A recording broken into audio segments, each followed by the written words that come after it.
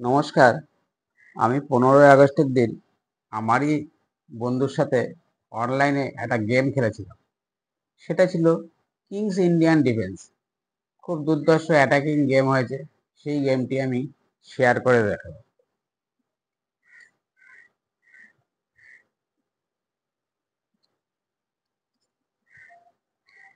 আমার বন্ধু, ওর নাম হচ্ছে কালাচাঁদ চক্রবর্তী। উনি ইউজার নেম বাবনী3 এবং আমি মৌ পিন্টু। ওনার ছিল হোয়াইট। উনি D4 ওপেন করে। আমি নাইটটা F6 করি। উনি নাইটটা F3 করে। আমি G6 করি। উনি C4 করে। আমি বিশপটা G7 করি। G7 করতে উনি E3 করে। E3 করা মাত্র আমি শর্ট ক্যাসেল করি। উনি বিশপটা E2 করে। আমি D6 করি। উনি ক্যাসেল করে। আমি নাইট C6 করে পিসটা ডেভেলপ করি। উনি নাইটটা C3 করে। নাইটটা C3 করা মাত্র আমি E5 করে সেন্টারের উপরে ব্রেক করার জন্য E5 করি। উনি মারলে আমি মারবো। উনি A3 করে একটা ওয়েটিং মুভ দেয়। আমি তখন বিশপটা G4 এ পিন করি। উনি H3 করে। H3 করাতে H2 স্কোয়ারটা একটা উইক স্কোয়ার হয়েছে। আমি তখন বিশপ দিয়ে নাইটটা ক্যাপচার করি। উনি বিশপটা F3 মারে। F3 মারা মাত্রই আমি রুকে E8 এ ফাইলটা নেই। এটা একটা ভালো মুভ। উনি কুইনটা A4 করে। A4 করা মাত্রই আমি E4 করে থ্রেট করি বিশপটাকে। উনি বিশপটা E2 করে। E2 করতে আমি A6 করি। উনি কুইনটা C2 তে চলে যায়।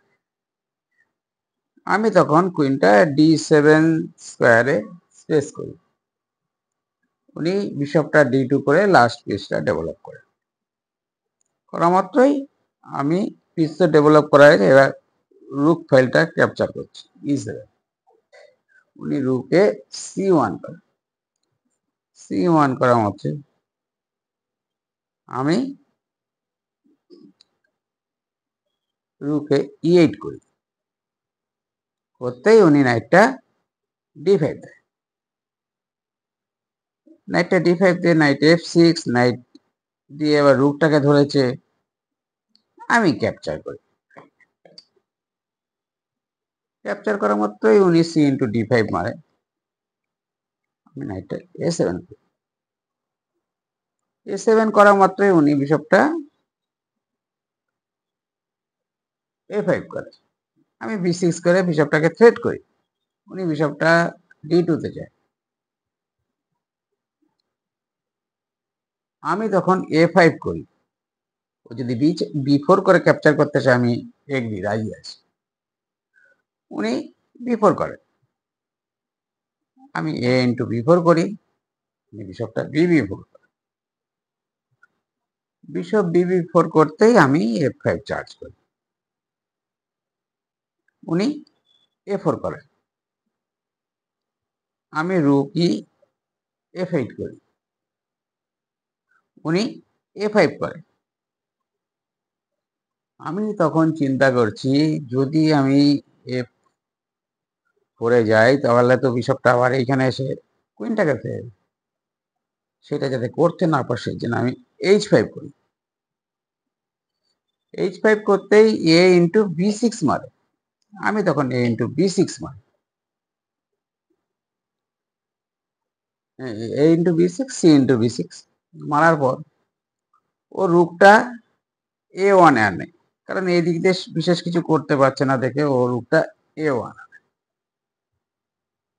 আমি তখন এফ ফোর করি, মারলেও আমি বিশপ দিয়ে এই পয়েন্টটাকে মেরে দিতে পারবো, প্লাস ওইটার উপরে প্রেশার থাকে। উনি রুটটা দিয়ে এক্সচেঞ্জ আপ করেন নাইট টাইম, আমি কুইনটা এ7 করতেই বিশপ দিয়ে d6 এর পয়েন্টটা মারে। আমি রুটটা ছেড়ে দিয়েই রাখছি, f3 করি। উনি বিশপটা c4 করেছে। এই c4 একটা যে ট্রিমেন্ডাস চাল, যদি বুঝতে না পারলে তাহলে সঙ্গে সঙ্গেই খেলাটা শেষ হয়ে যাবে। কারণ অন্য কোনো চাল দিলে ও এটা দিয়ে এইটাকে মারবে, আমি এটা দিয়ে মারবো, আর এটা এখানে পুশ করে দিলেই আমার কুইনটা চলে যাবে। সেই জন্য আমি কুইনটা h7 করি।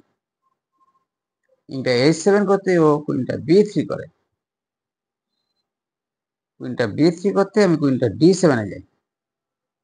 ও কুইনটা b4 করে। b4 করতেই আমি রুক e7 থেকে f7 এ যাই। ও তখন বিশপটা দিয়ে আমার রুকটাকে মারে। আমি বিশপটা f8 এ মেরে কুইনটাকে থ্রেট করি। কুইনটা থ্রেট করতেই ও কুইনটা b6 করে। এখন দেখা যাচ্ছে যে 1 2 3 4 5 6, আর আমার পণ হচ্ছে 4টে, কিন্তু আমার সেই অনুযায়ী অ্যাটাকটা রয়েছে।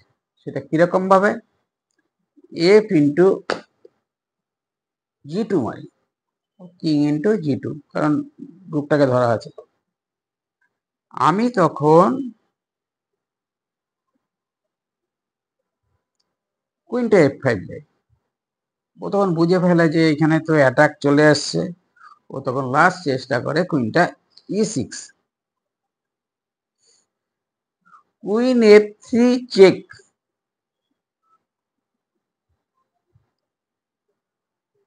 এটা chess.com এটাকে গ্রেট মুভ বলছে, যার জন্য হোয়াইটের লস হতে চলেছে। তাও আমি আরেকবার দেখিয়ে দিচ্ছি। দেখুন এখানে যে গ্রেট মুভ,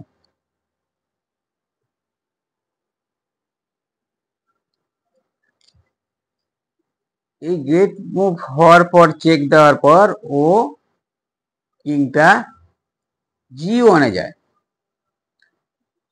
ও যাতে কুইনটার ব্যাক না যেতে পারে সেই জন্য আমি রুকটা f5 করি। এটাও একটা গ্রেট মুভ এবং এক্সেলেন্ট। ওর তখন আর কিছু করার ছিল না, h4 করে। আমি কুইন দিয়ে চেক মারি g4। কুইনটা h2 তে আসতেই আমি কুইনটা h4 করি। h4 করার পর ও কিংটা g2 তে আসে। আমি রুকটা g5 করি। ওই সময় ওর টাইম আউট হয়ে যায়। কেমন হয়েছে খেলাটা?